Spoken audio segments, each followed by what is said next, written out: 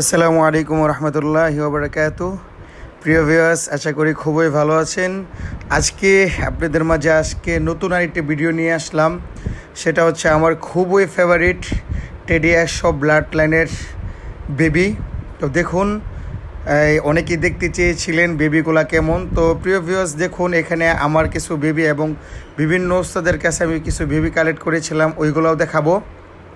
তো প্রিয় ভিউয়ার্স, দেখুন এটাই হচ্ছে অরিজিনাল একদম পিওর ব্লাড লাইন টেডি 128-এর বেবি। দেখুন মাশাল্লাহ, কোনো উপকারের কোনো ধরনের ক্রস নাই।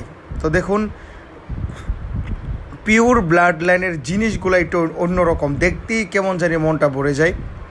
তো দেখুন, এটা ওস্তাদ আবু আমালের কবুতর, আমি ওনার কাছ থেকে কালেক্ট করেছি আলহামদুলিল্লাহ।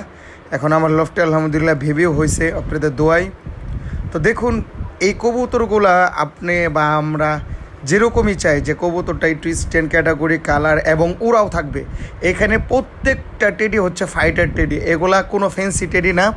প্রত্যেকটা কবুতর হচ্ছে এগুলা ফাইটার কবুতর। আমি আলহামদুলিল্লাহ আনার পর কিছু বেবি আলহামদুলিল্লাহ আকাশও দিয়েছে, অনেক ভালো রেজাল্ট পাইছে আলহামদুলিল্লাহ।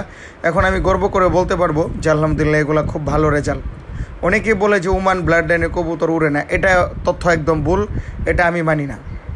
দেখুন এটা হচ্ছে টেডি 128-এর একটা বেবি।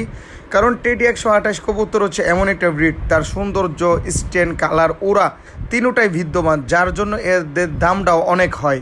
কারণ আমরা যেরকম মনের মতো চেয়েছি উস্তাদরা সেই রকমই বানিয়েছে, আমাদের মনের মতো কালার করে বা স্টেন এবং ওরা সব কিছু আলহামদুলিল্লাহ এটার ভিতরে বিদ্যমান, একদম পিওর ব্লাড লাইন, বিন্দু পরিমাণ কোনো ক্রস নাই। তো আলহামদুলিল্লাহ আল্লাহর অশেষ মেহরবানিতে আপনাদের দোয়া আমিও কালেক্ট করেছি।